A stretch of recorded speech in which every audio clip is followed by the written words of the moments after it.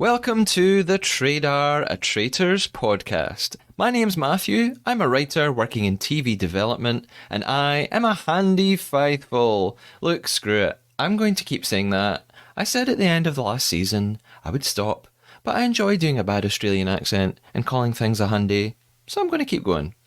The Traidar features deep dives into every episode of the multi-award winning hit TV competition series The Traitors, as well as interviews with contestants from the shows.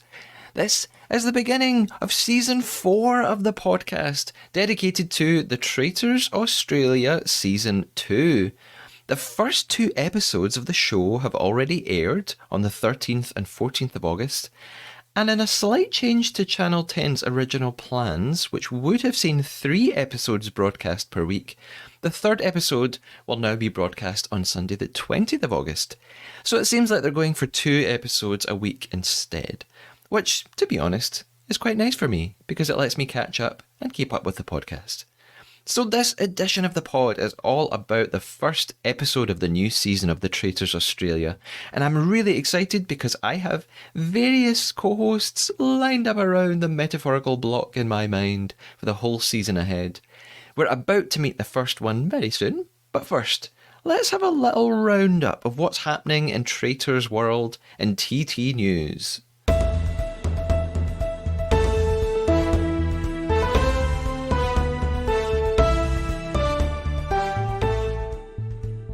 Firstly, The Traitors Australia is not the only Traitors franchise you could be devouring right now. The Traitors New Zealand, which is the 14th global edition, is in full swing. It began on August the 4th, and the 3 networks seem to be sticking to 2 episodes a week, so at the time of recording there have been 4 episodes, with the 5th due on Tuesday the 15th of August. And as previously reported, The Traitors Canada is on its way, with a new Instagram page at The Traitors Canada has just posted a very creepy teaser reel of a traitor lurking in the eerie grounds of a castle. It's giving grainy Blair Witch found footage, and the page states that the season will begin in the fall. The Edinburgh TV Festival takes place from the 22nd to the 25th of August, and on the 22nd there will be a Traitors Masterclass. The description in the festival programme tells us that the panel will deconstruct the innovation and risk-taking that established the now iconic brand internationally while remaining faithful to the original format. This will be an inspirational masterclass in bringing gutsy thinking and calculated risk-taking to the round table. You'd be 100% traitor to miss it. Nick Smith from All 3 Media says, "I'll be joined by those who created, produced, commissioned and competed in the fastest moving format of the year. Although I live not far from Edinburgh, I am devastated to announce I will not be attending, since a pass for the festival is a measly £1,099. Unless someone wants to crowdfund that for me and send me on that magical trip, I'll have to try my best to catch any updates on the grapevine." Finally, for now, more UK Traitors news. The shortlist nominations have been revealed for the National Television Awards, and The Traitors has made it into 2 categories: Best Reality Show and Best Host for Claudia Winkleman. You can vote really easily and for free online at nationaltvawards.com, and that closes on the day of the ceremony, oddly, and that's the 5th of September. Additionally, if you can make it to London's O2 Arena, you can even attend the event. Tickets are available on the NTA website, and they range from £21 all the way up to £350 for a premium star treatment package. That's another thing that I'd like someone to please crowdfund for me. Thank you. And now it's time to meet my first co-host of the season to help me discuss episode 1 of The Traitors Australia Season 2. Let's meet them!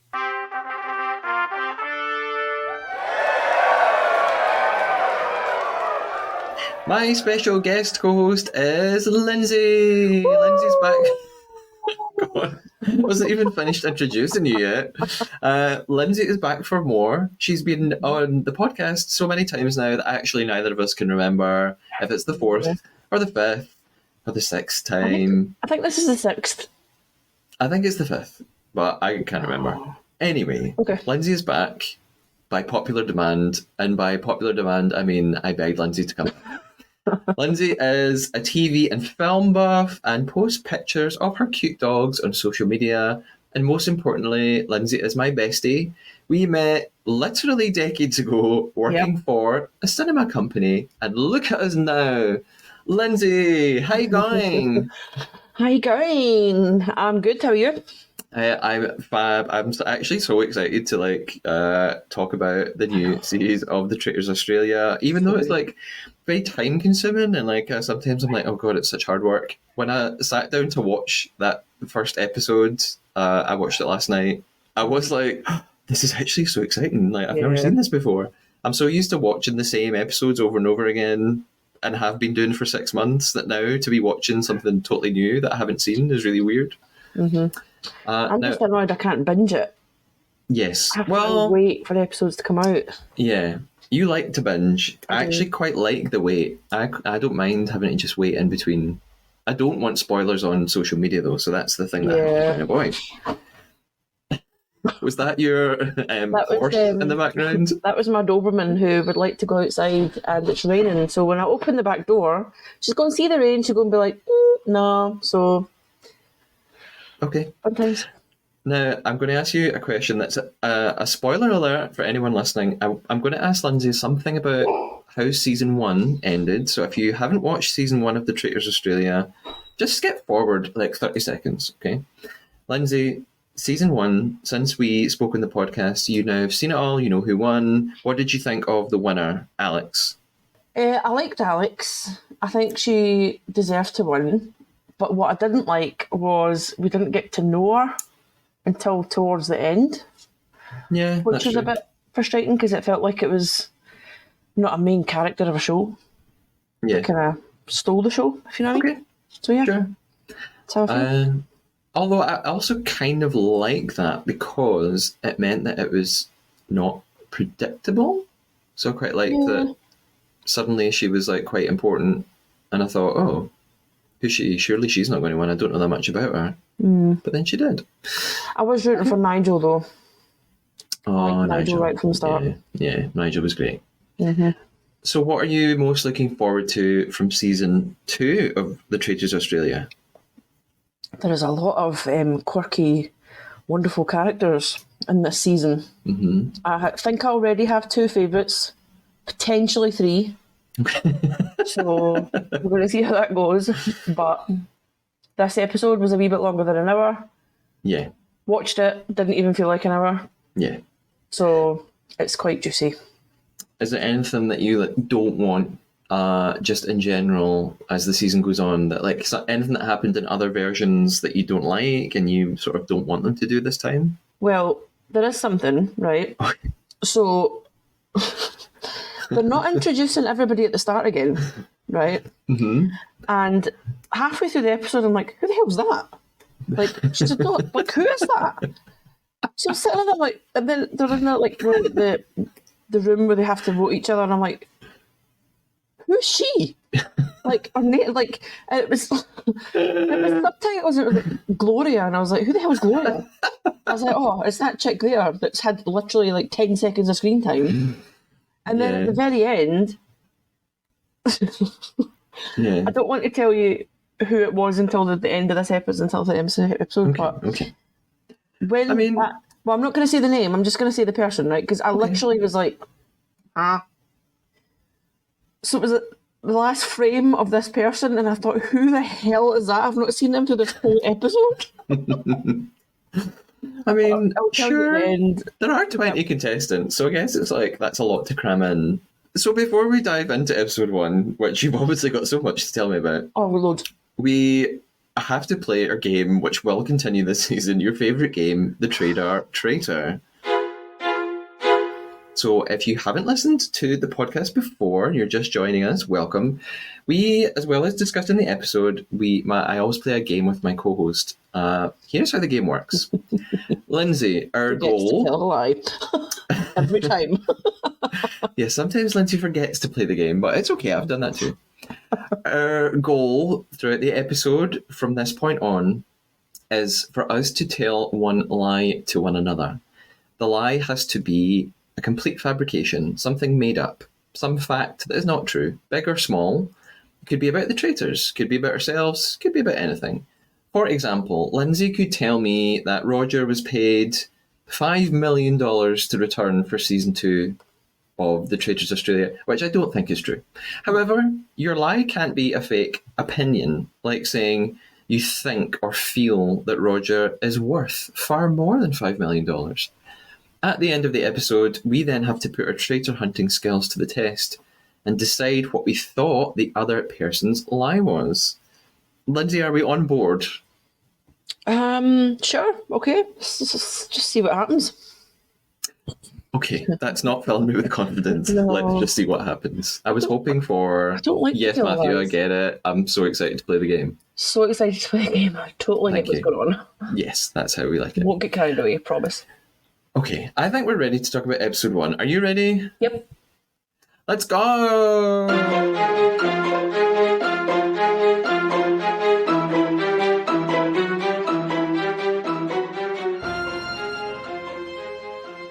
So we start, well, first of all, actually, before we even start, this is the 60th episode of the podcast, believe it or not. So as well as being the start of a new season, I've somehow created 60 episodes of this. So that's exciting.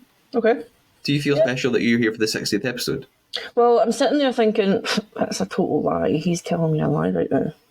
No, well, it sounds unbelievable, but as well as all the... Because I've done UK, US... Oh, I suppose, yeah. Australia, and then I've had interviews with people and little extra episodes. So, yeah. Good. Well done. Thank you. So, at the beginning... Innovation. At the beginning of the episode, we can hear Roger. It's nice to hear Roger's voice again, and it's the same music from before, so like it feels quite nostalgic to me. I know that sounds silly because it was only on 9 months ago, but I'm like, I'm taken back to the past when I first watched this show all those months ago. Roger mentions that we'll be familiar with some of the contestants this time. And we see the so-called king of the jungle. That's this guy called Luke Toki, who's a sort of survivor legend from Australia. We've got an actor, Guyton Grantley. He was in a show called Underbelly with Roger Corser, among lots of other things. And then we've got the normies, the non-celebrities, filling up the rest of the cast. I looked up the cast list on the Channel 10 website. I wanted to see everybody's name and their pictures. It's only got the first name, which is a little bit annoying. And it's got their occupation, like why are they famous or what did they do? And it kept saying Vic beside them all, V-I-C. And I was like, who's Vic? Who is this Vic? And it took me a while to realise that meant that they're from Victoria in Australia, and I just don't understand states in Australia, so I felt a bit silly. But now I get it. Victoria's like absolutely massive. Yeah. So they're from all over. It wasn't just Victoria, but I noticed some of those. Roger's voiceover then sets up the game. He tells us how it's going to work. I kind of got the impression that they're almost acting like season 1 never really happened. So they're acting as if the audience have never heard of this show before. And there probably will be viewers who watch this who never watched the first one, but they're just tuning in to see the reality stars. But it's the same host, it's the same location, but season 1 didn't really make big waves in Australia, so it's almost like they're rebooting the show to start all over again in a weird way. Do you think that's maybe why they got the celebrities in? Yeah, I definitely think they think that'll get more viewers. Yeah. So we see some glimpses of, as Roger calls them, mind-blowing missions. probably a slight exaggeration. We see a little glimpse of a future mission that's sort of borrowed from the UK and US one, where it's set in a church and there's people wearing gold masks. So that's interesting that they're like borrowing missions from other versions. And we get like a montage of outrageous banishment room clips that people shouting at each other and accusing each other and defending themselves. It's very exciting. I can't wait. So we start to see the arrivals. I noticed, like, why are some of them just meeting on a bench in a street? Like, there's Yeah. Do you know, see, I was watching it, I was like, how the hell do they know they're all going on the Traitors? Are they just going, oh, there's two random people with a case, they might be going the same way we're going? Yeah, it's like, bizarre. It's quite not that dramatic. Like that they're just sort of sitting on a bench, some of them, and they're like, "Oh, hi, Hi, hi, guys." By the way, did you notice that one of the first guys to introduce himself is called Paul? I was like, oh, it's Paul. Paul's back from season 1. They forgot to edit him in the first time they brought him back from, but it's a different Paul. It's an Australian called Paul. But it's also quite like the UK Traitors because they have them at a train station.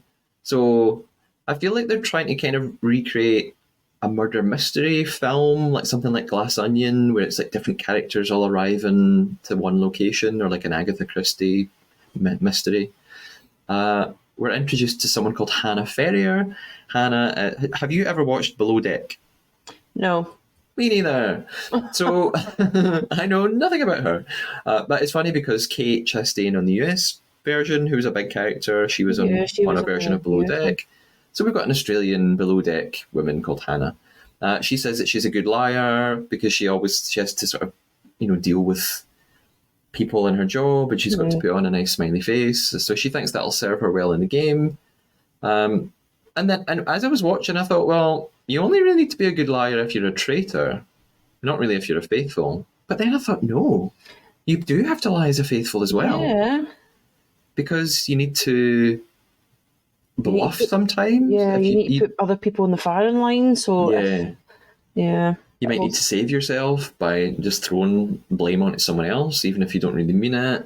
Or you might want to not really tell everyone who you're going to vote for, or you don't want to call out the traitors because then you become a target. So I guess even as a faithful, you have to lie in this game, probably. Well, it's still also if you're quiet, like from other past seasons at the start, if you're a quiet character, you get picked off because you're not making a name for yourself. Yes. And it's always the ones that are really loud and kind of flamboyant that, oh my God, they're a traitor, because they're really loud, they're opinionated, you know what I mean? So it's either way, it's like a seesaw. Yeah. We get introduced to Annabelle. Love Annabelle. You sent me a message when you were watching it just saying, love Annabelle. Yeah. So she is giving me very much like Elle Woods from Legally Blonde. Yep. I think that's her vibe. I think she'd be okay with that. She says, this is a very exciting moment, by the way, because she says, hold on. I have to do it in Australian accent. I've listened to every single podcast that even briefly mentions the Traitors. So basically, I think we can say that I'm on the show. Do you agree with me? Sorry, I'm just imagining like your little tiny body with this huge, big, massive head that won't be able to get out your door. I'm a Traitors podcast, and Annabelle said that she's listened to them all, so she was basically talking about me. I loved her the minute she came out, even before she even said anything like that. I was like, right, she's cool. She's cool. I like her. She also loses her shit when she sees Luke, so she's obviously a big Survivor fan. And then we get Luke's story. We find out he's been on Survivor twice. Love him as well. Really successful. Why do you like Luke? I just think he's going to be really good entertainment. Like, I like the fact that he's already got a strategy. He's already thinking he's in survival mode, as he says. Yes. And I like how he uses the shark analysis to like shark, and he watches everybody. So I think he's going to be quite interesting. Yeah, he seems quite extrovert and quite gregarious, and he's obviously used to being on TV. And like at this point, I sort of thought we're kind of Oh, I wasn't thinking okay. that, but you do you. And what I was thinking was, because I'm not superficial like you, Lindsay, I only say those things about Roger.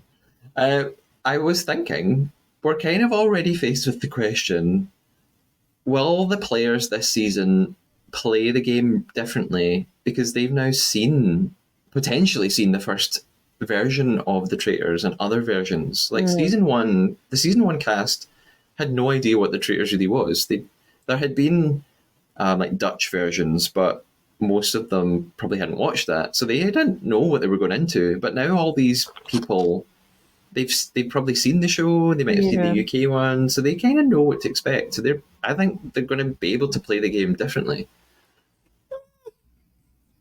I think once you're kind of put in that position, though, like you've got adrenaline going, you're in a new environment, there's loads of new faces, there's loads of people to meet. I don't know, I don't think that's going to be in the forefront of somebody's mind, at least for the first couple of episodes. Okay. Until they get comfortable. Then they might think, oh, right, okay. But I know if I was in there and asked it was 20 new faces, I would be like a shark watching everybody and trying to figure out stuff. Okay. Are you just disagreeing with me to like create tension and conflict? Maybe. Nah. We cut from this really hyper scene with Luke and Annabelle to like this car where like they're all sitting in silence. Yeah. It's really like strange. The fun car and the like really boring car. Yeah, and Sarah suddenly goes, "Enough of this bloody silence. I'm Sarah," and I was like, "Why were you all sitting in silence? Like, why had you not introduced yourself? Like, did production say to them, get in the car, and sit quietly, just wait?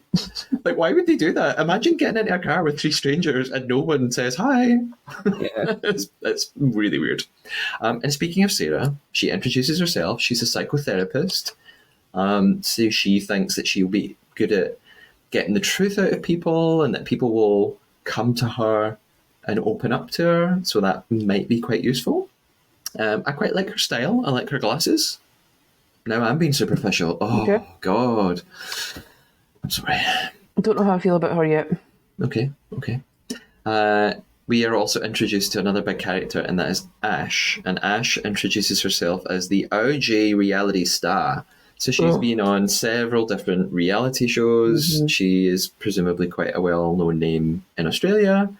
I have no idea who she is, but I don't live in Australia. Oh, she's already got the winning funds spent on a marble worktop. So she clearly doesn't need the money. Yeah, that's one of the things that we've talked about a lot on the podcast, is it feels kind of strange when you've got a half-celebrity cast who assume, okay, maybe they're not multi-millionaires, but surely they have more money and a bit of wealth and success than the other people. $250,000 on a kitchen worktop, you need to sort out your priorities. Harry Potter quote. Copyright, can't say that. No, I'm kidding. You can say whatever you want. So, it's, what was I going to say? What? Oh, so I want to also point something else out. I'm going to point it out quite early on that maybe I'm sucking the fun out of the Traitors, and I'm sorry, but I think you should pay attention to like who, as you're watching every episode, like who is getting airtime, like who's literally getting the most time of an episode, because that suggests they're going to be important either in the whole series or in this episode. So like so far, the fact that Sarah's been sort of spotlighted and Ash has been given a little bit of spotlight, as has Annabelle, you kind of already know, all right, but wait, they're probably going to be quite important. There was a really, really, really unnecessary scene of somebody in a shower. Yes, don't you worry. I've got a capital letters note all about it in a little while. Oh my God. So unneeded. So yeah, I think that kind of helps you look for clues sometimes. Like just if you're aware as you're watching it that someone has been given a lot of minutes on screen, it's like, they're probably going to be important. I don't think that really matters though, because Alex didn't really have a lot of screen time at the start. That's true. She won the game. You're absolutely right. Spoiler alert. Well, surely they would have watched season 1. I don't know. I'm sorry. So before we move on to the choosing ceremony where Roger picks the traitors, I don't know if you noticed that some of the music that comes in is the music from the UK version, and that's the music that was composed by Sam Watts. And the reason I'm talking about that is because Sam was on a previous episode of the Trader. So I did an interview with Sam, and you could go back and listen to that. Sam's really incredibly talented, and it was so nice to talk to him. So you could go back and listen to that. So his music is also being used in the Australian version, which is really cool and really strange to hear, like the UK music in the Australian version all of a sudden. It's weird. It's a good link, though. Good link. Yes. It feels strange that I'm like, me and Sam, like, oh yeah, I spoke to Sam. When I started this podcast, I couldn't have imagined saying that. So we move into the hotel. We don't literally move into the hotel. I meant metaphorically we move into the hotel. And we're at the banishment room already. Like it feels quite quick. We're already in the banishment room. We're sitting around the table. Yeah. And doesn't mess about, does he? Yeah. And you spoke about this previously when you were on you also did the first episode of the last season with me. Mm-hmm. Yep. And you said that this is how good my memory is. You liked how in the UK the host Claudia sort of interviews them all first and gets to know them and finds out but they don't really do that here. No. So, do you still feel that way? Well, as I was watching it, I thought to myself, I've kind of not really given Roger enough slack because during that season, I was like, oh, nobody can beat Claudia. Claudia's amazing. She's just a really nice, warming, welcoming personality that we've got here. And when I was watching that episode, I thought, Roger is actually quite handsome. Like, yeah. But I still don't feel he's as welcoming and as warming as Claudia. Yeah, he's like he's very much like sticking to a script. Yeah, that might be a culture thing though. Yeah, but it's still good. I thought that before we find out who the traitors are, I'll just do a quick run through of who are all of the contestants, because you said some of them you barely even glance and you've got no idea who they are. So I'm going to do a quick run through of who we've got in the casts. We have Angelica, who's a lawyer. From New South Wales. Do I need to say where they're from every time? No, I don't. No. So we've got Angelica, she's a lawyer. We've got Annabelle, who we've spoken about. She's a customer success manager. Not customer services, customer success. I love it. We've got Ash, the reality star. I've spoken about her. We've got Blake. Blake is a beer sales manager. We're probably going to talk about him a little bit more later. Like him as well. Yes. We have someone called Camille. I'm looking at Camille's picture right now and I'm like, who are you?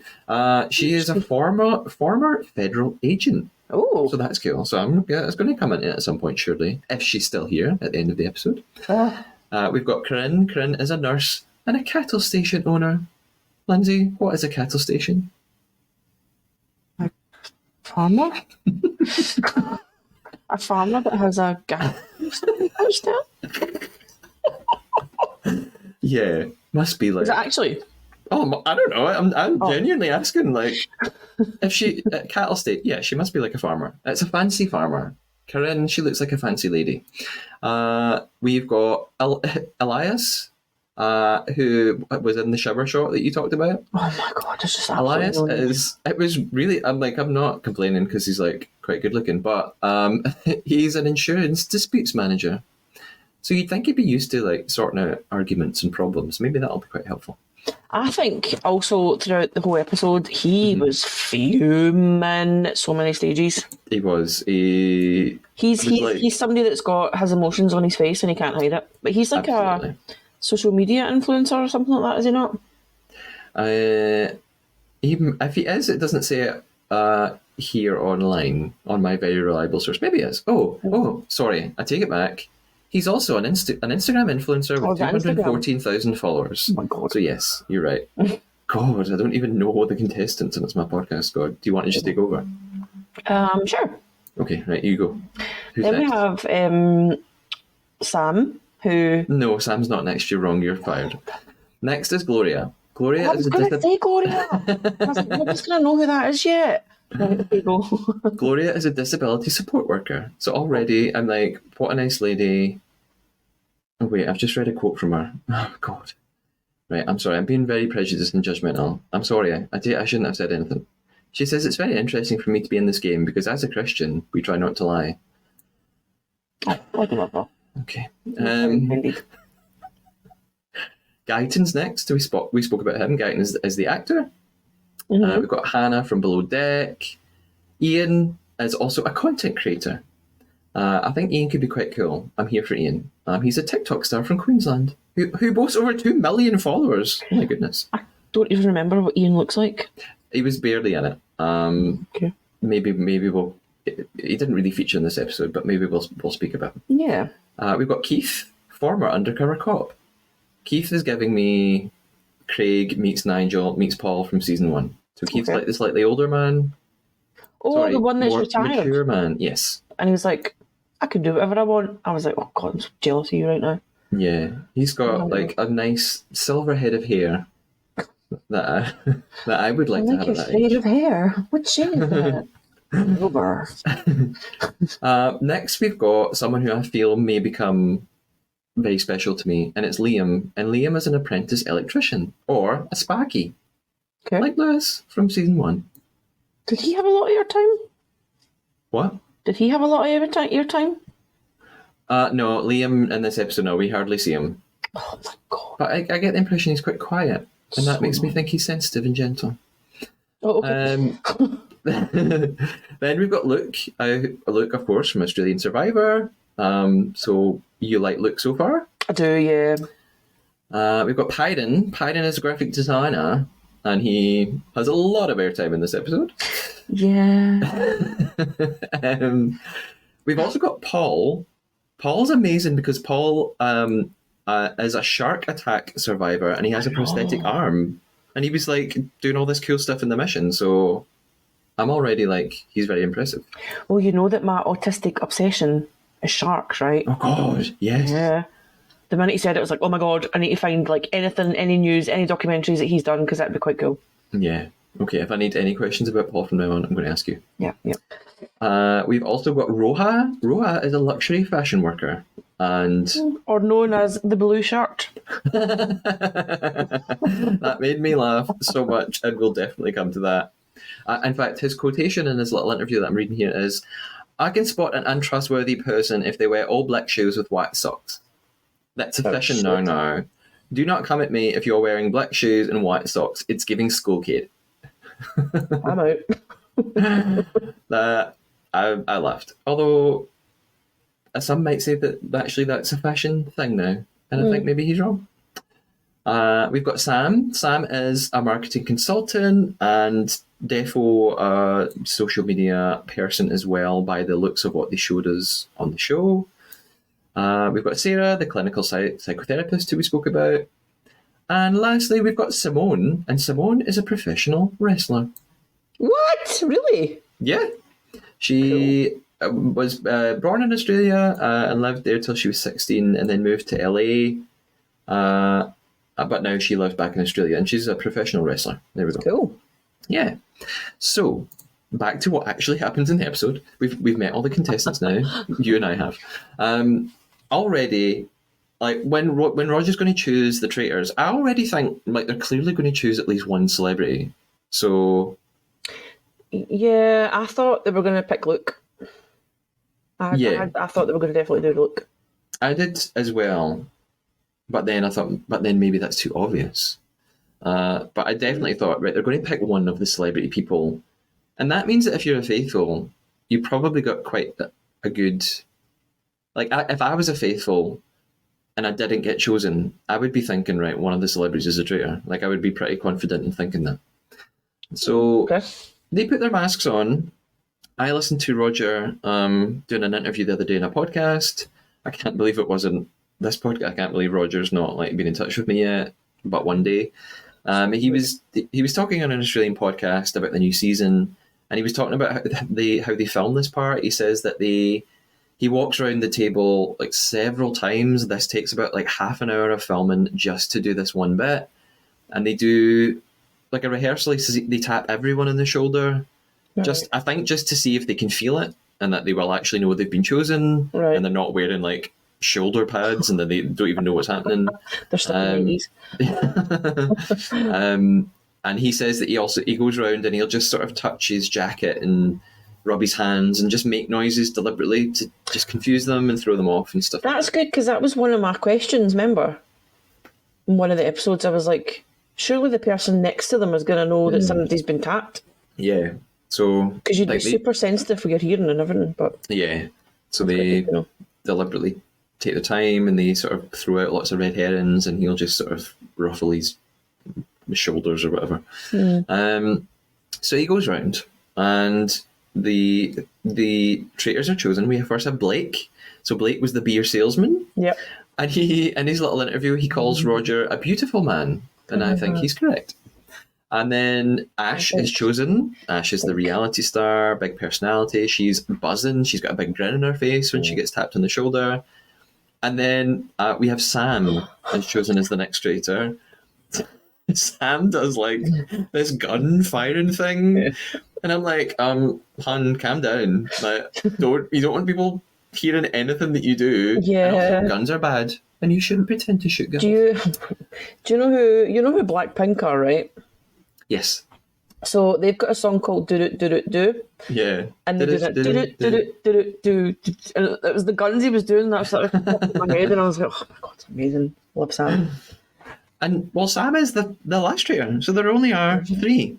And I was so used to, because most recently I've just been focused so much on the first season of the Traitors Australia when we had 4 traitors at the start. So I was just expecting a 4th traitor, but we only have 3. Yeah. So that was like, oh, that's a surprise. And Roger, they take their masks off. Roger clarifies again, just sort of, well, here's the rules. And he says that if any traitors are left at the end of the game, they and they alone will take all the money. And I think that he's basically making it really clear that even if there are traitors left at the end, they can't choose to share with the faithfuls. They can't be nice and say, oh, we're just going to share it. I think he's making it really clear this is really intense. If the traitors are left, they're going to steal everything. Yeah.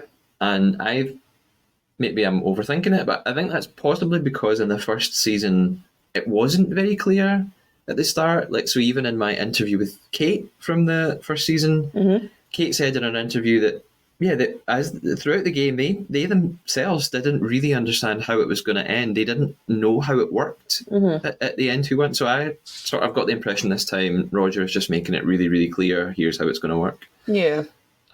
My favourite quotation in this whole section was Annabelle when she said, do you know what I'm going to say? No.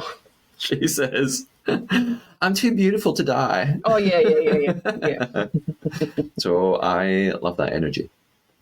So we, after the banishment room, we have some discussions around the house, and everyone's talking a lot about body language and what they're looking for and what they're going to try and pay attention to catch a traitor.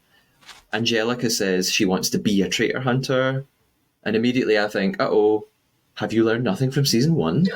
You obviously want to catch traitors, but you probably shouldn't be too outspoken about it. Yes. And call yourself a traitor hunter. Yep. We now get a bit of backstory for Blake. So Blake is one of our traitors.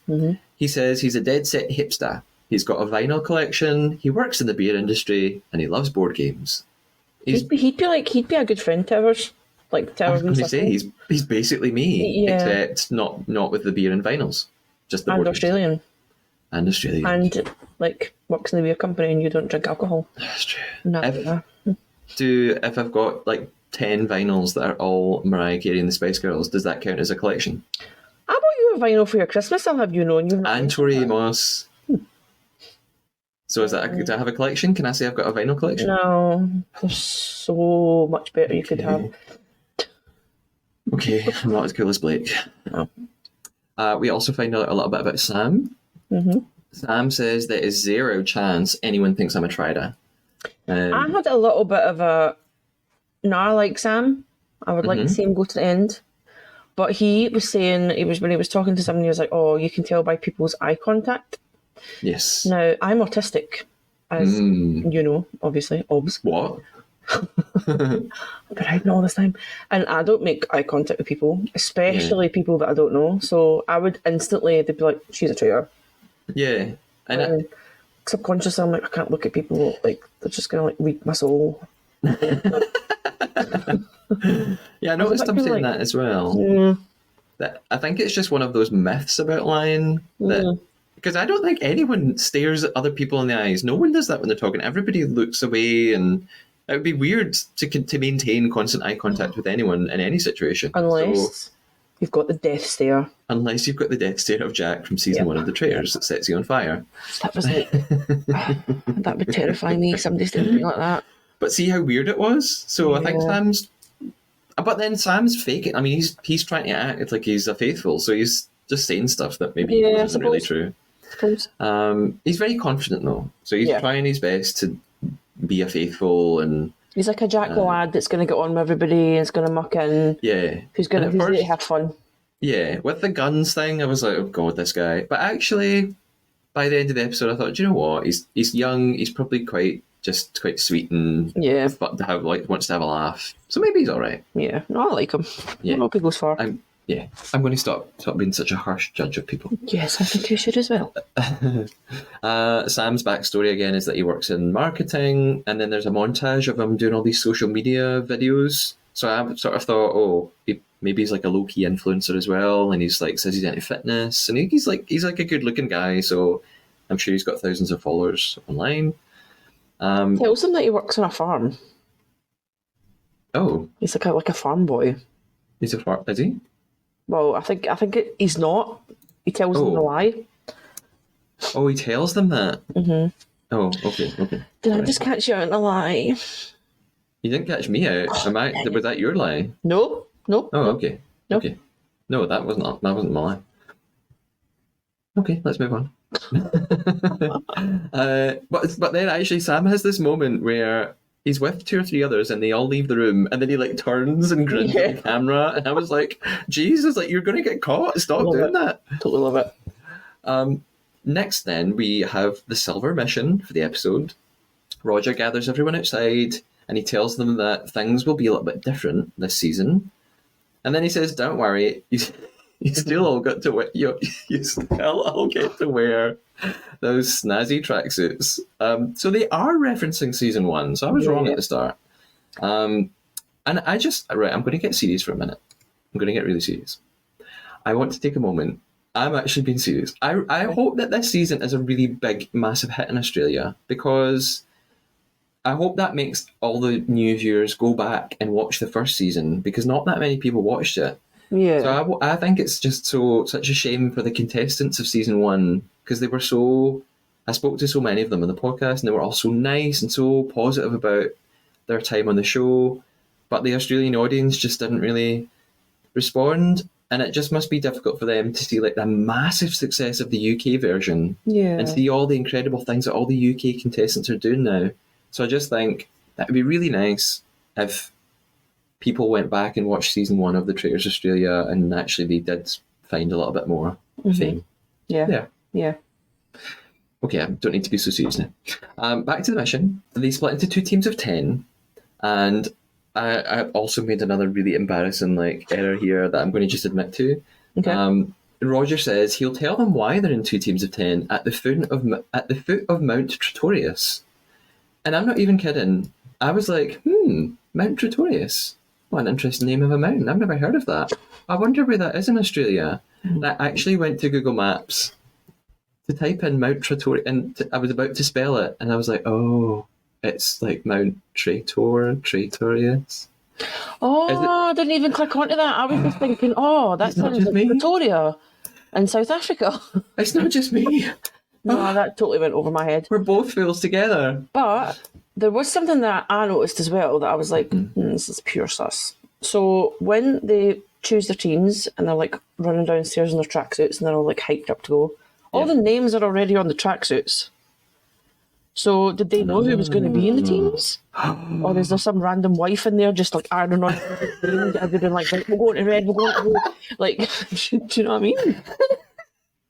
First of all, that's an amazing observation, because I hadn't even thought of that. Yeah. And secondly, that was the most Scottish thing you've ever said. Is there some wife? It's just All right, sitting there, 1980s. like, sitting there Some with wee an one. iron, like quickly ironing everybody's names on what colour they've chose. It could have also been a man, Lindsay. Good of you. You're so sexist, and you should be ashamed. Well, you should know that some random wife is quite common used in Scottish slang when they're talking to people. Well, it's time to challenge that stereotype, and you should be really embarrassed. Some Anyway. random human. Well, it doesn't quite sound the same. Ash says something that made me laugh a lot. She said, "These tracksuits are an abomination." She says, "I'm not a leisure wearer. I better not be running. I absolutely despise running." And Then I'm when like, she said that, I thought, have you seen season 1? that's not. true. Yeah, I was like, what are you expecting? Although I was also like, same. I don't care for running. I don't want to run ever. It took me back to the stage, like, this is totally off topic, but remember we done like the Zombie 2.04 or whatever, where we have to dress like zombies and chase people around Glasgow, Yeah. and we had to run, and I literally put one foot on the ground and like, you can't run. Because I'm so clumsy. So when she was like, I'm not running, I would be that person and be like, I'm not running purely because I'm going to make a complete arse of myself and fall everywhere. And then he was like, he was explaining like the rules of the task, and I was just like, I would make an arse of myself on that bit, and that bit. So like, I would just look like a fool that whole time. But you got a chance to run. I was a running zombie in a previous life. Yeah. So I think you could be running. I mean, if there was like money at the end of it, but people that I'm never going to like go running for pleasure, I think that's sick and wrong. No. I'm opposed to it, and I think it should be illegal. It's even it's really warm outside as well. And when you go on holiday, just going to go out for a run in like 30-degree heat. No, not happening. So the mission itself, then, it's these big two giant Trojan horses. That look like ponies. Yes. I quite like the idea. I was like, oh, it's clever because it's the story of the Trojan horse is like connected to like deception and trickery. So it suits the traitors. There's this voice from some contestant that just goes, big ass horse. Yeah. But you're not, when you were looking at it thinking, some poor soul has sat and like moulded that horse, and it's a big giant thing and it's beautiful. Yeah. To be on the air for like 5 minutes and set on fire, and it's probably taken them months to do. Actually, yes, and we are obviously very psychically connected because I've written a whole thing about that that I'm going to come to at the end of the mission. But yes, I'm on the same wavelength as you. I did actually appreciate that. Roger tells them that there's 40k up for grabs in this challenge, and he tells them what the mission is. It's basically the same as the first mission in the UK and US Traitors. Like, basically run, set something on fire, do something with ropes, cut something, burst something through a thing. Just be out in nature and do stuff. Just be active, run about, shout lots. Like, okay, whatever.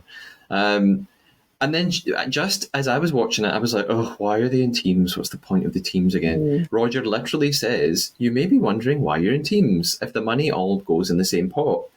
And he explains that already they're going to have this thing called the armory.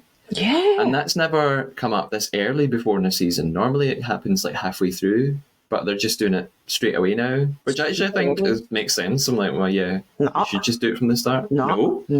Oh, why not? Well, the start's fun because you don't know people. Like, no, I prefer it in the middle. Sorry, I actually have no like fight to tell you what I think genuinely it should be in the middle. Okay, that's far fine. Far too early. You're entitled to your wrong opinion. Roger also tells them that tonight there will be the first murder. And I'm like, and banishment? Roger, will there be a banishment? I want a banishment. But he didn't say it, but I'm like, there better be a banishment. Because the traitors, let's face it, it's all about the banishment room. So the mission happens. That's kind of all I wrote. I just put the mission happens. Like, I know. Then I wrote other stuff. At first, I was just like, I roll. All right, they run about and do stuff. Yeah, but then it was stuff really happened. Funny when like Blake couldn't chop the rope. Like that would be me. I would literally be there for like an hour. Be like, sorry guys, I've lost you out in 20 grand, but I can't chop this rope. And you could see them, like the ones that were. Obviously, it'd be a bit of a pain in the arse, like running up half a hill to get like haystacks and like logs and stuff. But then the guys that are having to like wind the cog at the top to get the horse halfway up, that that looked quite difficult. That looked yeah, quite yeah. like intense. Yeah. And then Have you? did you see Sam running down? He was like Yes. living life, absolutely living life. Yeah. Watching Usain Although Bolt. Mm-hmm.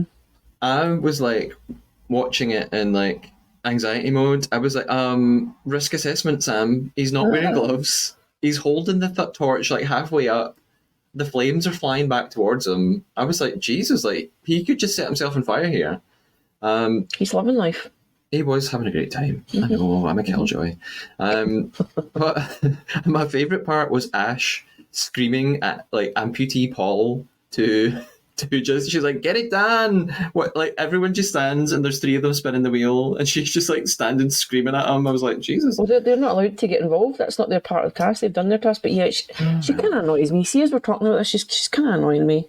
But she reminds me of Baby from Dirty Dancing, and that's the only reason why I think I might like her. But she kind of annoys me a wee bit. Does she remind you of Baby because of her hair? Yeah, I like her weave. I like her hair. Okay. I think I've told you this before and I'm just going to tell you again. I've never seen Dirty Dancing. What? I've never watched it. Oh no, you need to watch it. I just can't. I don't think I can do it. I don't think I can take. I've sent you videos of like when Baby Sisters in the singing competition. I know, and I just like smile and I just press like. I'm like, okay. Watch it, it's good. I just humour you. He was a babe.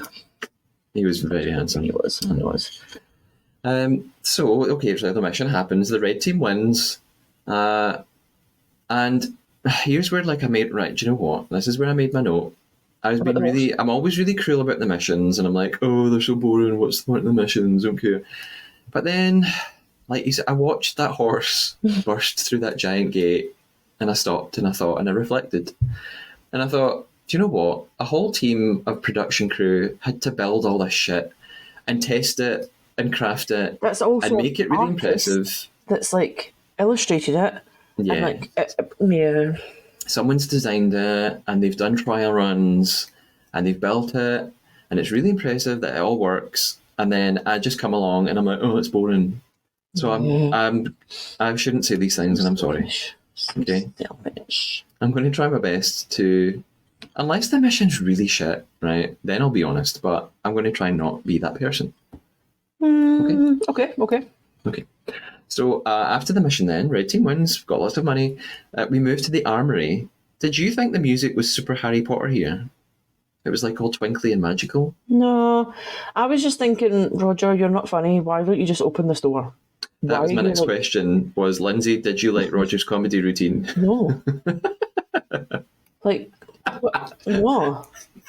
And then they're like going in the room like really like slunkily and then shutting the door and you're like, nobody can see what you're doing. What are you actually doing? Like, it was just annoying. It felt like it was put on. It felt like it was fake. Like, Yeah. it probably wasn't. And like Roger was just thinking this would be amazing and everybody's going to be funny. And you've got this random girl in Scotland that's like, you're not even funny. Do you know what I mean? Well, yeah. I kind of watched it. You know, he like does one thing to open the secret door and nothing happens, and then he pulls the book, and then I was sort of looking at it going, it's blatantly obvious that there's a door in that wall. Like when the door opens and they're like, ah, I was like, oh my god, it's a door! You can see the door. Like you clearly know what's about to happen. It's anyway. Yeah. But there was no armory in season 1. Instead, they just did shield challenges, and they would win a shield in a task. But now they've borrowed this again from like the UK one. So they're definitely trying to make it more like an actual castle or a big grand mansion with all these secret places. It's like, I think they're trying to get away from the idea that it's just a hotel. It's just a nice hotel. Yeah. They're trying to make it look like, oh, it's a creepy mansion where someone's going to be murdered and there's secret rooms. With golden boxes. Yes. So Corinne goes first. This is when I looked up what Corinne did and noticed that she was a cattle station owner, and I just wrote, what is a cattle station owner? She doesn't get the shield. I'm going to Google You feel free. Cattle station owner. Continue. I'll come back to you. Okay. Next, Guyton, Sam, Ash, Ian, Keith all go in, try and get the shield, and they don't. Cattle station jobs? Australia? Mm-hmm. It's like a whole industry. Holy shit. Google's not telling me. It's just like answering questions as if I should already know what this is.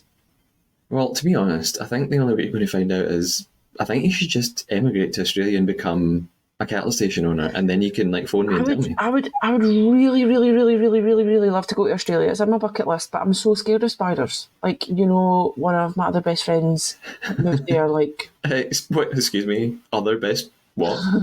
I can't understand what you're saying. How long has Marie been here? Like, what, 15? No, it can't be. No, it must be about 15 years. I'm sure this is. Oh, come see me. Oh yeah, I call Stephen, my best friend, Marie. I don't know if this is like podcast material. Oh, sorry. We're no further ahead. We don't know what a cattle station owner is. But anyway, Simone the wrestler wins the Shield. She finds it. Hurrah! And then when she won, I was like, were you like, who is she? Who is she? Yeah. How is she? Who is she? Where did you find her? Where did you find her? Annabelle then proves that she really is a Traitors expert and that she obviously has watched all the other seasons, because she basically copies what the UK players did. She says we should all just collectively agree not to reveal who's got the shield, because then the Traitors won't know which one of us has got it, so they won't try and murder one of us. She was quite clever with that. I like that. Yeah. And it is really clever, but I still just find it annoying. Like, as a viewer, I'm like, oh, well, what was the point of the shield? Like, if you're all just going to cheat the system and like find your own secret route. I don't know. It just annoys me. I'm like, if you were playing, right, and you've got that sense of, oh my god, I'm going to get murdered tonight because I've got a big mouth, or I'm going to get murdered tonight because I just look at people and don't say anything. If you've got that shield, like, I think it's a bit of a comfort for them. And then maybe I know. a wee bit more relaxed. I know, and if I was on their team, I'd be like, yes, Annabelle, that's a great idea. I feel safe. I'm just saying, as a looking viewer. at it from a viewer's right, okay. Or as if I was a member of crew, if I was somebody on the production team who'd come up with this shield thing, and then I watched them play it, and they figured out how to just like they're not cheat even my system, I'd be like, oh, yeah, I suppose if you think of it from that way. That's all I'm saying. I'm doing it again. We've had meetings about the shield. We know what's going to happen. The contestants come in, they're like, we're not going to tell anybody. And you're like, well, that was a few weeks wasted. You'd be like, oh, God, all that we built that fucking armory for nothing. Those glowing boxes. Fucking boxes. So, anyway, I mean, I suppose the Traitors could just take a stab in the dark and be like, do you know what, we're just going to pick someone from that team anyway and hope for the best. So, yeah, they could do that. Anyway, or if Simone's the one that finds the shield, if she was a traitor, she could just go back and tell the other traitors, oh, it's me, I've got it, so it's fine. She's a wrestler. Yeah. I think I might Instagram stalk her, actually. Are you like into wrestling? No, I don't know. I just love, because you wouldn't expect that, because she's very feminine, very dainty, she's very pretty. Okay. I bet you when she's in that ring, she's like, all the stereotypes tonight, Lindsay. Jesus, we're going to get cancelled. You're going to get cancelled. Anyway. Can you tell that I was off? I've been off today, and I've not spoke to any humans other than like you on the phone for 10 minutes, and like I'm such a chatty Cathy. Next time we do this, I'll do a shift, and then because I know I'm talking a lot of shit. No, this is preferable. I want you to talk a lot. It's passion, because I quite enjoyed this episode. Okay, good. After stress of trying to find out where to watch it. Which was completely legitimate and legal. So it's the first night, and Roha says this. Roha's got this really funny line, which you mentioned earlier. He says he doesn't want to be murdered tonight, because he says, imagine being murdered, and this is all they say, it's just the one outfit. So he doesn't want to be remembered as the blue shirt guy. I laughed so much at that. And he reiterates that everyone's obsessing over body language and they're all really trying to observe one another. Sarah has already pegged Ash as a traitor. Straight away, she's like, she's a traitor, which is interesting because she is a traitor. We know that. And Sarah's a psychologist or a psychotherapist, so she's Ash doing hasn't quite really a good job. Done anything for Sarah to come to that conclusion? Well, not that we've seen. I suppose. I wonder if it's just because Ash is so confident and she's sort of very quite cocky. Yeah, so maybe that just gives off like too confident vibe. Yeah, I don't know. That's how I feel about her. Yeah. But then Sarah makes this sort of mistake because she's having a chat to Annabelle, and she has a slip of the tongue. She uses the wrong term. She says, I think Ash is a traitor. I'm voting for her to get murdered." And Annabelle says, "Oh, you mean banished?" So Sarah's just obviously, she's probably not watched the show before. She just uses the wrong word, and she's like, "Oh yeah, banished, murdered." But like, she doesn't know the right word to. And at that point, even watching it the first time, I was like, is that going to end up being important? The fact that they've just shown us that little moment is it's going to be significant. Yeah. And it does end up being significant. Elias is mega nervous, which you mentioned earlier. There's all the chatter starts to focus on Payton. And I'm not surprised because twice in the episode already, we've been shown clips of Payton being very self-conscious and paranoid, and he's like worried about his body language and he's overthinking like, really, everything. really anxious.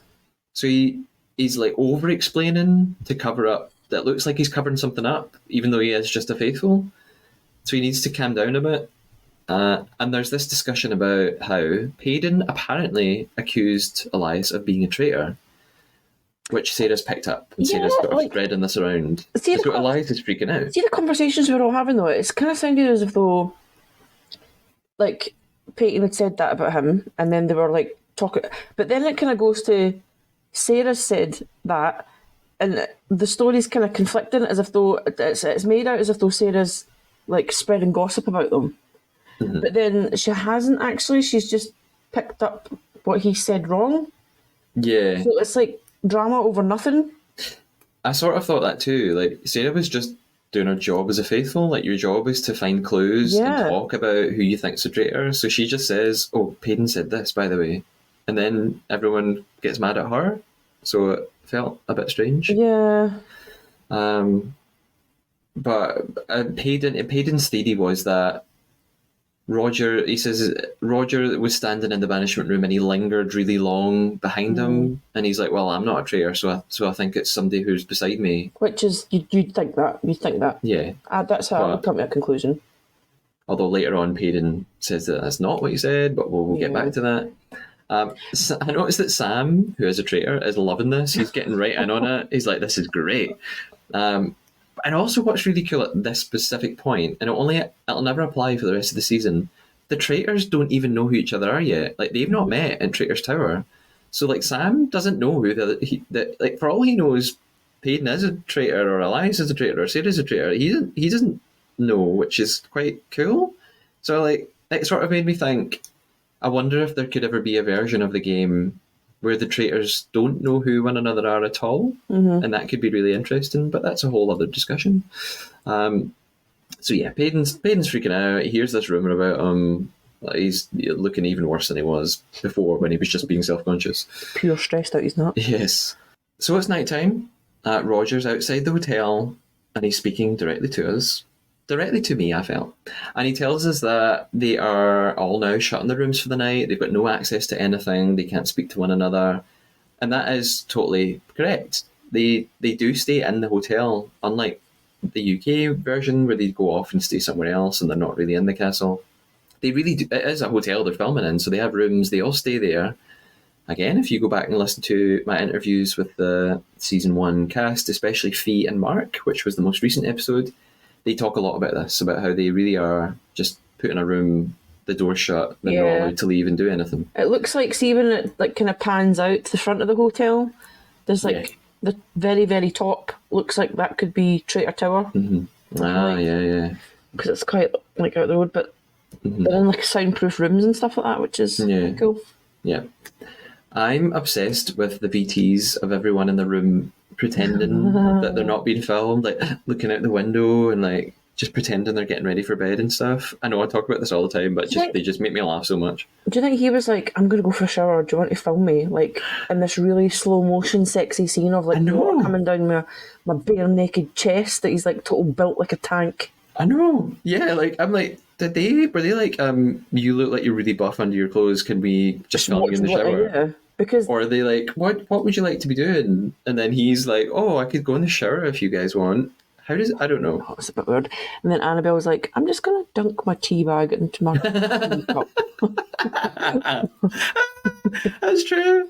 Yeah, Elias is like pure like Backstreet Boys in the Yeah. shower, and Angelica's like Lady Gaga with her little tea bag. She's so cute. Um, the after these little clips, then we get to Traitors Tower, and we have the Traitors reveal. So they're going to find out who one another are. I like love these moments. I just think it's so exciting.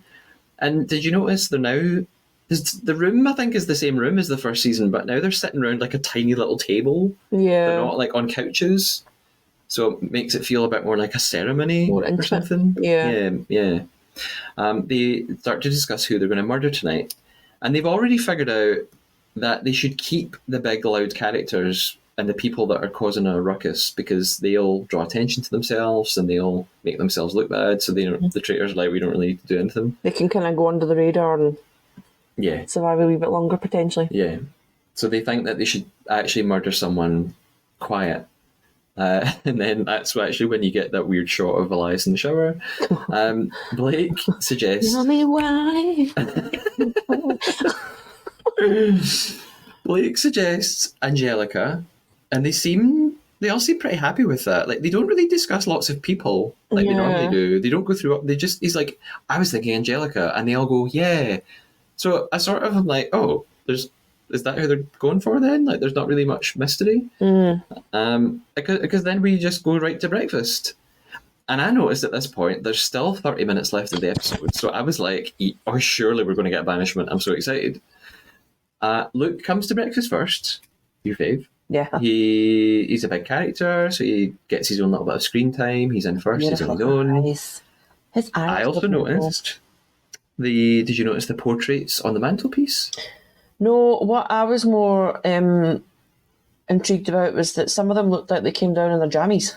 And I was like, this is different from any other show because they're all like glammed up and like hair and makeup done, and then a few of them are just like kicking about and like. And the Do you loungewear. mean Annabelle's outfit? Yeah, So Elias as well was like in shorts and like t-shirts. Oh and yeah, stuff, and he would yeah, just, that's right. wear to Very bed on cash. like a hot summer's night and stuff. But you know what? They're young and they're Gen Z, and they're cool, and they do these things. I did like a breakfast outfit. Yeah, I laughed so much. Like she like swans in. I sort of thought, is she doing this deliberately because she knows this is going to get her like amazing screen time, or maybe she knows she has to be like a big character to stay in the show, and she knows quiet people are going to go early, so I'm not going to be quiet. Yeah, I think she's quite a quirky person, and I don't think she's doing that intentionally. I think that's just her. Yeah. There's a bit of an early chat between Annabelle, Luke, and Sam, and they're talking all about this Elias versus Payden drama from last night. And then Elias shows up, and they're pretty shocked. Oh my god! And he's shorts Something and bad t-shirt. had happened there, Lindsay. Jeez, And you were shorts just and in the t-shirt. moment. He's tie-dye shorts and t-shirt. I was like, I thought you'd knocked over like your tea or something on No. the computer. Got apple juice beside me. I've been drinking it really quietly, so you don't shout at me this time. Although I did manage half a packet of Jaffa cakes that you didn't notice about. I was like peeling them off like tiny bit by tiny bit. I've not been eating or drinking anything because I'm professional. Do you remember the time that I had an M&M? You were like, "What's that noise?" Yeah, because you were in the middle of the podcast. Crunch, crunch, crunch. Back to the breakfast. Elias explains, I get like, here's what happened last night. He says, well, Sarah says that Payden singled me out as a traitor, and I can't really believe it. I'm not a traitor. Everyone else arrives. Ash is loving the Sarah, Payden, Elias triangle of fire because she just wants to stoke it and watch it burn because she's a traitor. I thought at this point maybe Sarah was like quite foolish last night because I know I said 10 minutes ago she was just doing her job as a faithful, right? But now I'm backtracking and I'm saying, yeah, she was doing her job as a faithful, but also you kind of have to lay low in this game. Like you kind of have to not make yourself a target. Yeah. So it's a fine line. You've got to balance. I don't think she's intentionally made herself a target, but No. she is quite a loud character. So the last three to arrive are, the last three who haven't arrived yet, and who obviously three of them aren't going to arrive, is Sarah, Payden, and Angelica. Paden arrives next. Everyone's going wild. Elias is livid because Paden's kind of his enemy. And Do you I think think he Paden... uses beard oil? Probably. Because it's quite a full and luscious beard. Yes. Paden is, I think, already talking... He starts talking about how he's been framed. And I'm also like, again, you probably need to calm down. Calm down. Paden, stop. Sarah then enters. Everyone's shook. Angelica's gone. And they kind of figure out... Calm down. Are you singing Taylor Swift? You need to calm down. Sorry. Okay. I hope I don't get like some sort of bill from Taylor Swift for like using her music in this podcast. Just cut that bit out. So I was... Okay. They kind of they figure out that Angelica was a smart choice. Like they're shocked at first, but then they're all like, "Oh, you know what? She was like a good choice because she doesn't help us figure out anything." So the traitors have gone for a sort of red herring. We see what they're doing. And then there's, after breakfast, some discussions around the house. Ash is talking about Paden, and she says his nervous energy is like a frog in a sock. And I think she's right. And even she, like, she's a traitor. I've never heard that said in my life before. Me neither. Maybe it's an Aussie thing. Maybe it's an Ash thing. Why would you have a frog in a sock? Why would a frog even go into a sock? Well, that's why it would be nervous and agitated, because it's not used to that environment. But even Ash tells Paden... There's a sock, I think I'm going to go into that. Please stop talking about the socks in front of me. Sorry. Ash tells Paden that he needs to calm down. Like, she could just sit back and let him unravel, but even she's like, Paden, stop. Yeah, she's got a serious face on, and her pupils were huge. So Sarah, for a moment, now even doubts what she heard. She's like, maybe I heard it wrong. And she comes outside to Elias and Paden and a bunch of others and is like, right, let's clear the air. And they talk about what really happened. She's like, here's what I think I heard Paden say. And Paden is insistent that Sarah misheard him. He said, no, I said the opposite. He said that he thought that the people beside him were probably not traitors because Roger wouldn't have deliberately hovered around them for that long. So who knows? I think Paden is telling the truth and that Sarah misheard him, but we'll never know. Now, I noticed something very interesting, though. I went back earlier in the episode because I'm a very serious reporter and broadcaster. So I went back and did my research, and I looked at the banishment room again because I was like, right, who was sitting beside him then if he thinks that Roger hovered around them? So Sarah was on his left and Elias was on his right. But Ash was next to Elias and Sam was next to Sarah. So there were two traitors 2 seats away on either side of him.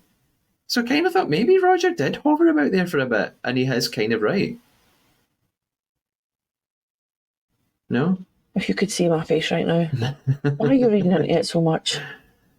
Because I want to, I like to search for the truth. Okay? Anyway, Sorry. Sarah's still convinced that Ash is a traitor, and she's convinced that most people are going to vote for Ash. Which Comes from nowhere. no one else has mentioned it except Sarah. So we move right into the banishment. Woohoo! I'm so excited. Oh my goodness, I love the banishment room so much. I still think that those two men have got beef though. It's not water under the bridge. Oh, probably, yeah. It's probably still a bit awkward between them. Yeah, they shake hands, but it's like, you still hate each other. So Roger speaks to them all. He says 19 of them are here for fortune and fame, meaning 19 future podcasts no one asked for. And I was like, felt a little bit attacked there. And also, if one of them starts a Traitors podcast, I'm going to be livid, so they better not. Oh, okay. Roger then says, prime suspects, let's hear them. So they're right in there. And it's very awkward because no one wants to talk. Until finally Roja speaks up. And he turns to Sarah. And he says, we were talking about Ash, and you said you would vote to murder her. So he's picked up on the fact that she used the wrong term. She meant to say banish, and she said murder. And then Sarah goes, no, I didn't say that. And Roja just instantly goes, Annabelle? And just turns to her like, validate me. And Annabelle's like, actually, yeah, Sarah, you did say that. You said murder. But she says it like, I think you just said it by accident, but you did say that. And then Ash goes, may I ask, Sarah, why did you not share your feelings about me being a traitor? So there's like definite tension between them. They kind of like start talking over each other, and then Sarah's like, "Can I finish?" And I was like, "It's so dramatic. Yep. I love it." Close it out. Close it out. That's also a very sexist term, and you shouldn't have said that. No, I'm kidding. Oh, for God's sake. Not coming on this podcast again. The little lift train. Elias speaks a little bit of sense, actually, I thought here. Because he says, look, we've cleared up the Sarah thing. Just because she messed something up doesn't mean she's a traitor. And then he turns to Guyton, and Guyton's the actor. Yeah. And there's this really funny moment. I really liked this. I laughed at this because Elias is going on and on about saying like you're on TV, this person, you're trained, yeah. And Guyton goes, I also want to watch. Yeah. And then Roger steps in, and this must be like an unscripted moment. He just steps forward and goes, from personal experience, it's also an honour to be nominated. And it's I looked this up. It's because they were on this series called Underbelly together. And Guyton won the 2009 Logie Award for Most Outstanding Actor for his role as murderer and drug trafficker Carl Williams.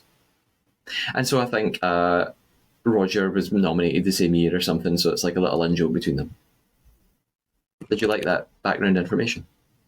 Yeah, because I'm like, he was lying about that, but now I'm like, you've got... Maybe I was, maybe I wasn't. So...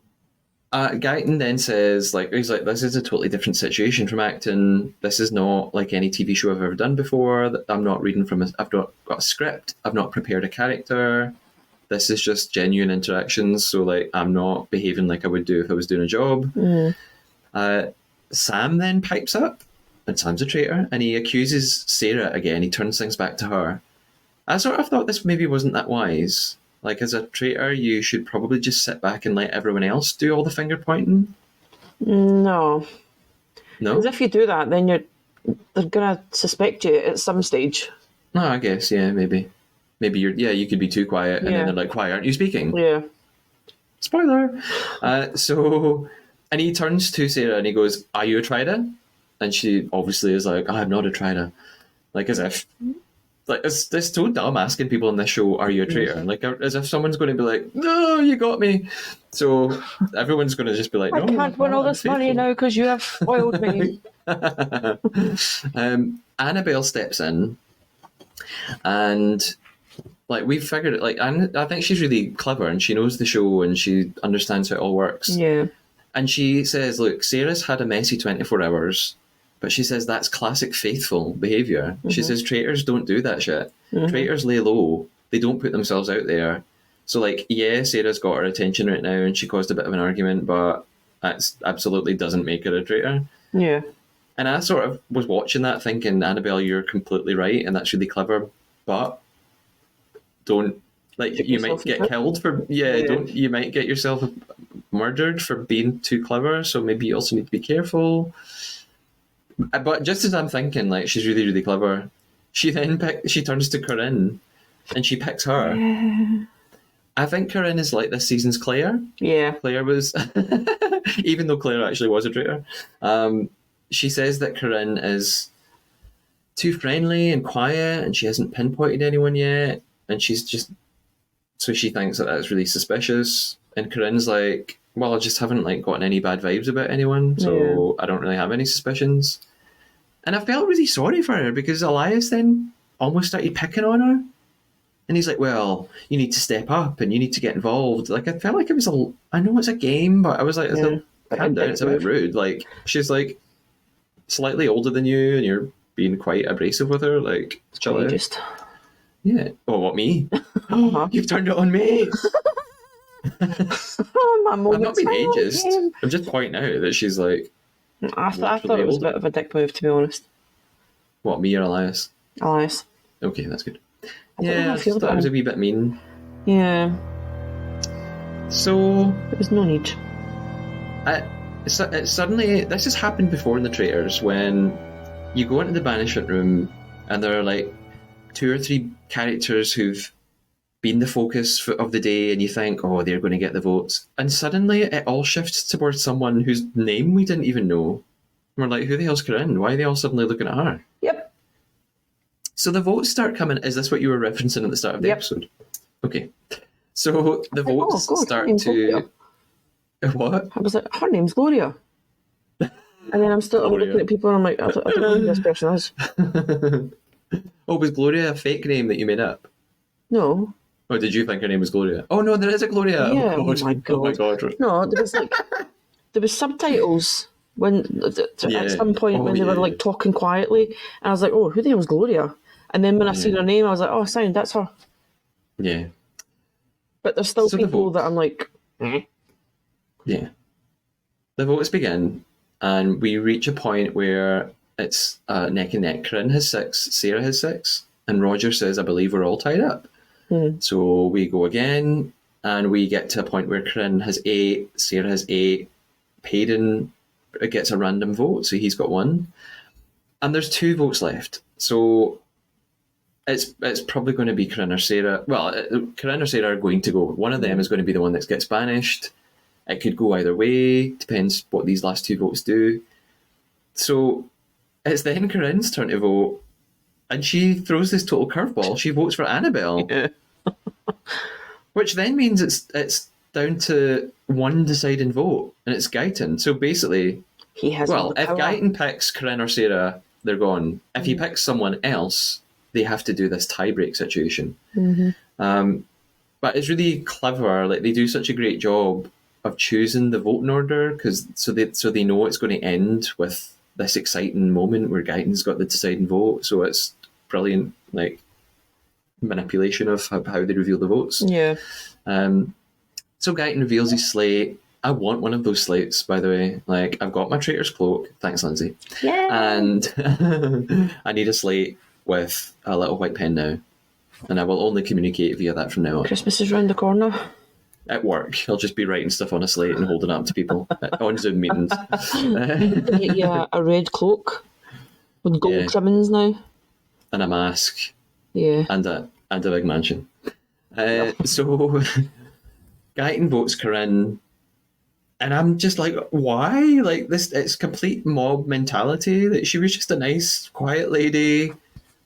It's also very much like, I don't know if you remember. Right, I'm doing another spoiler. Right, if you've not seen the UK Traitors and you really don't want the first episode to be spoiled, skip ahead 30 seconds.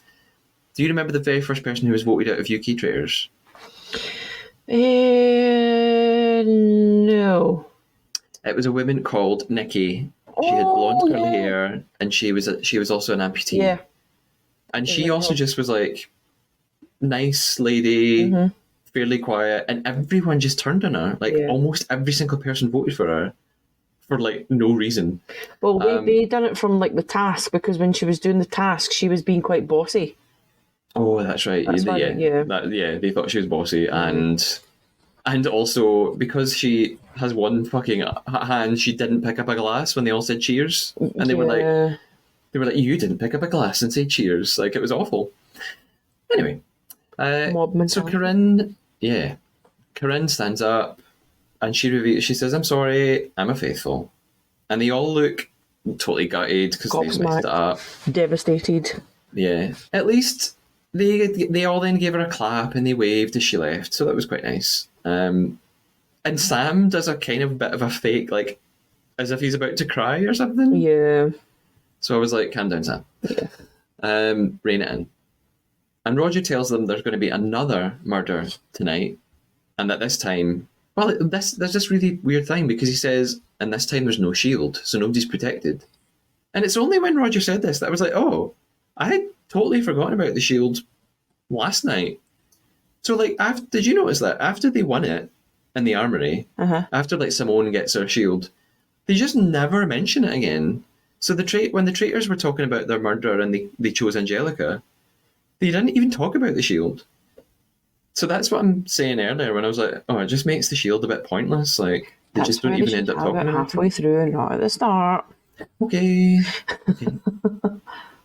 So we end the episode in Traitors Tower, they're buzzing, they're on a high, they're shocked at their own performances. They're like, so like I think Ash says, "Am I a psychopath?" Yes, you are.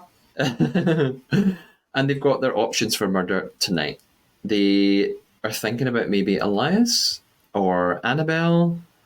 They think actually now they should do the opposite of what they did with Angelica, and that they should go for like a big obvious person and cause a bit of shock.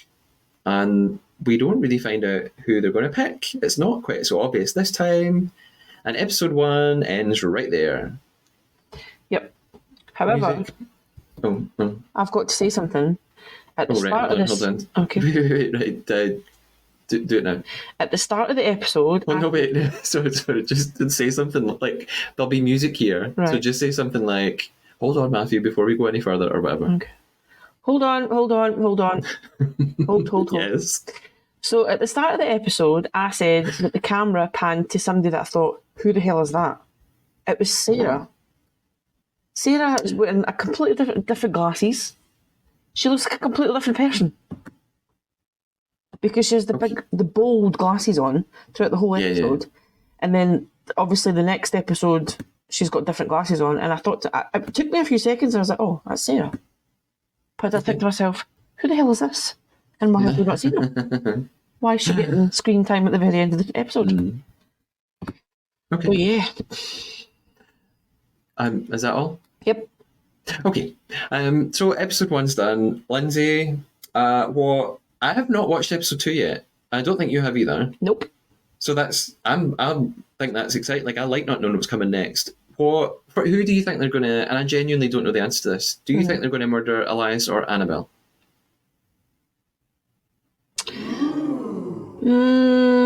Probably Annabelle, maybe. I think there's still more drama to come with Elias.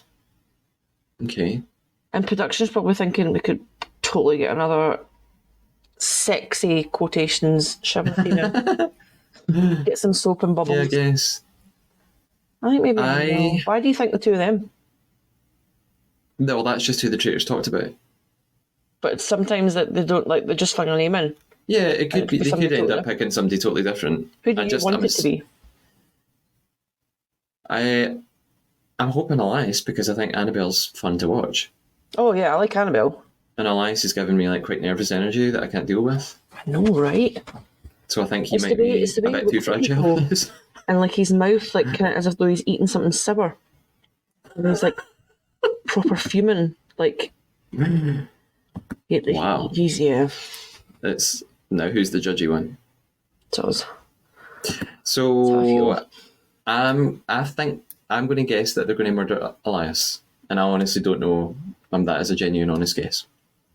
But you think they're going to murder Annabelle? Yeah, I don't want it to be Annabelle though, because I do like her. I think we've got more in the story to come from her. Okay. Would you have picked someone else then, if it wasn't one of those two? I know we don't know all the cast that well yet. Maybe Gloria, because Gloria like I was going to say Gloria. Has like, well, from a viewer's perspective, she's got no screen time. We don't know anything about her. Yeah. Like, or maybe Paul, shark attack survivor, because he's seems quite likable and he was doing really well on the missions. They might be like, haha, get rid of the nice guy. Maybe. Or someone else quiet like Liam, because we've not really heard much from him. Yeah. I don't know. So, overall, did you enjoy the episode? Yes. Okay. But annoyed I have to wait for the next one though. Although I think the next one might be out. It is. Shown last night or something. Yep. Or Monday night Australia time. My plan is to watch it right after this. You said at the start that you had some favourite characters so far. Who do you like? Sam. Mm-hmm. Lewis. Yeah. No, Lewis? Who's Lewis? Liam? Hold on. The survivor guy. Oh, Paul. Oh, Luke. Luke. I knew there was an L in there somewhere. I like those two. I think those two are going to be quite interesting. Mm-hmm. Okay. There's nobody that I'm really kind of like set on, if you know what I mean. Mm-hmm. Like for like the last season, I liked Roger right from the start. I was like really happy that he got so far. Roger. Nigel? Nigel, my God, what's going on here? This is because we're 10 o'clock at night I know. and I am sleepy. Okay. I am enjoying Annabelle and Roja's comedy lines. He wears too I much lip think gloss. The distraction from his face is just like shiny lip. maybe it's completely natural, or maybe it's Maybelline. Definitely not. I also like Guyton, the actor. He seems like quite nice, quite calm. Got like a sense of humour. Like he made his little joke in the banishment room. Yeah. Although I do think it's weird that he and Roger have worked together before, so that kind of just feels like a weird conflict. Yeah, I thought that was your lie. No, that's totally true. A couple of options that could be. I mean, it still could be my lie. I could just be like maintaining it's the truth and it is a lie. Well, I think it's maybe you've taken a lie from the situation. Okay. Don't worry, I've got another 3 options for a lie, so we're good to go. Okay. So we liked the first episode. Yes. We've got some faves. Yes. It's only episode 1, but I'm going to ask you like a difficult question already. Mm-hmm. If you could place a bet now, do you think any of the existing traitors are going to end up winning this season? No. Why not? I think that Ash is too sure of herself. I think that Sam is like a lovable puppy and will probably trip up somewhere but then we don't know. We don't know these people. And then Blake, I don't know, he might go, I think he'll go quite far. Like, he's quite a lovable character. He's like your average Joe that you would like quite enjoy going to the pub with, and you'd have good stimulating conversation or, something like that. So I don't know. I think I've got the exact same theory as you. I think Ash and Sam might get themselves banished because they're maybe a bit too confident and they might draw attention at some point. And I think, I think Blake seems quiet and he would just get on with everybody. Observant. Yeah. And he'll probably just sort of sail to the end. Sail on, not cause too much hassle. So maybe he'll just sort of quietly go ahead like Alex did in season 1, or Nigel did got really far.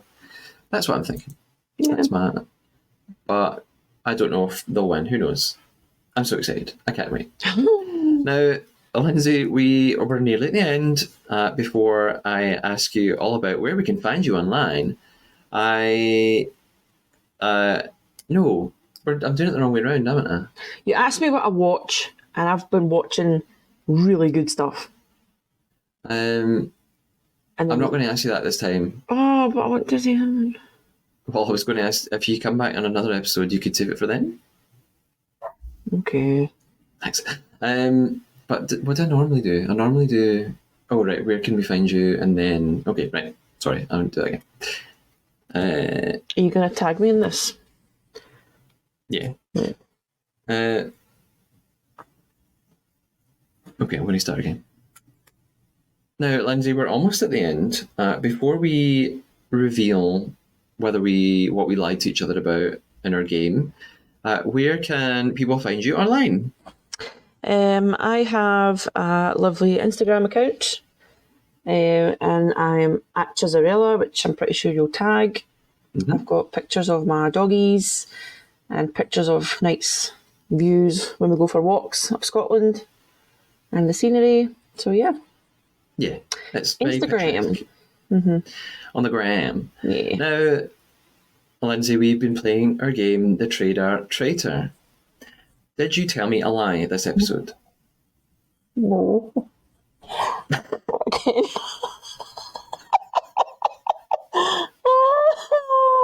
You're actually joking me? Oh, no. Even though I stopped the podcast in the middle and say, Lindsay, remember we need to lie to each other. Oh, there was Did going to be you? something that I was gonna talk about, and then like add a little lie in, but you went over it, and I just panicked and just no.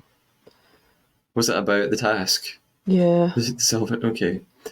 I thought your lie was that Sarah changed glasses and then you didn't recognize her. No, that's true. She's got golden glasses on. I'm like, who the hell is that? No, like there was in the task, like when the horses got set on fire and they were like rolling down the hill. Somebody shouted, "They may take our lives, but they'll never take our freedom," which is obviously from Braveheart, and it's like a Scottish thing. I was going to talk about that and then just add something in, but you moved so swiftly onto something else that you flung me off, and then I'm sorry. that's Are you saying it's my fault that you didn't play the game properly? absolutely every time, every time. Well, I played the game and I told you a lie. So, what's your guess? What do you think I lied to you about? Got a few. That's not how the game works, I'm No. afraid. You can't just keep guessing stuff until you're right. got a You get. Right, do you know what? I'll give you two guesses. All right. What's Okay. your first guess? I did have the Roger and the underbelly thing, and you've cleared that up, so that's fine. I did think that Paul was potentially a lie, but now it's the shark survivor, so he actually does exist. So I'm going to go with the music intro at the start is the same as the British one. No, that's not a lie. That is true. They use the same music that Sam Watts wrote for the UK version. Okay. So they've got some UK music. That is true. My second one is the Harry Potter noises for the armory. No, that was just that's not a lie. That was just my opinion that it sounded like Harry Potter. And I wrote, "Oh, this sounds like the Harry Potter music. I wonder if Lindsay will think that." No. That was all.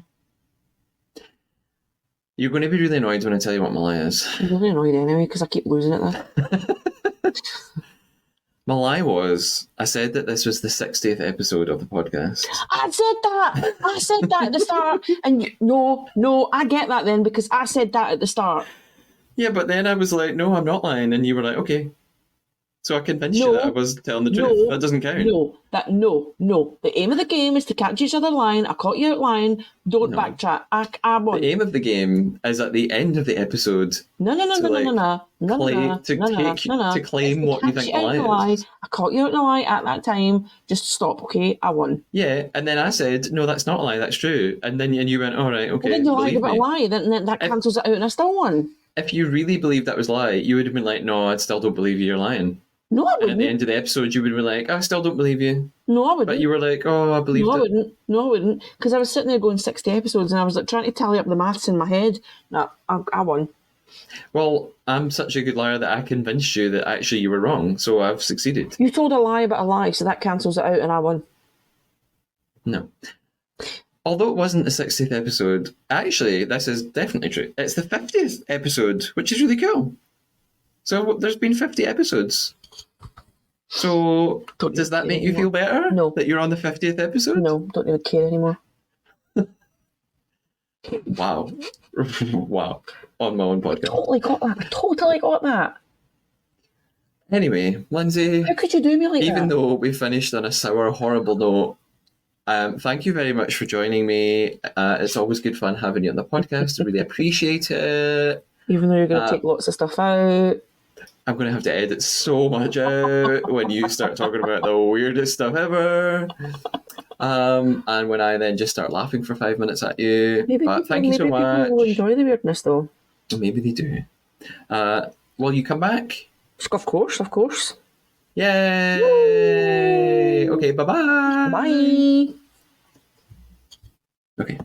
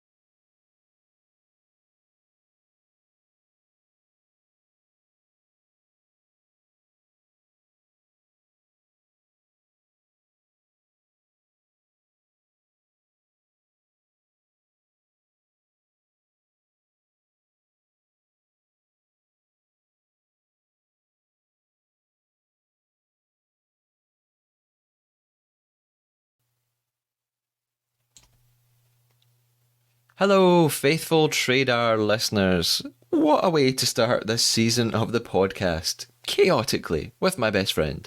And I had to edit out quite a lot of the madness. But we had fun discussing the show, and I hope you enjoyed our chat. If you have any thoughts or want to start some beef, get in touch online. You can reach me on Instagram at the Trader Podcast or on X at the Trader Pod, or you could email me at thetraderpodcast@gmail.com. You could also do me a huge favour by subscribing, following, or leaving a lovely review on whatever platform you're using to listen, particularly Spotify and Apple Podcasts. I'll be back soon with another guest co-host to discuss episode 2 of season 2 of the Traitors Australia. Until then, stay faithful.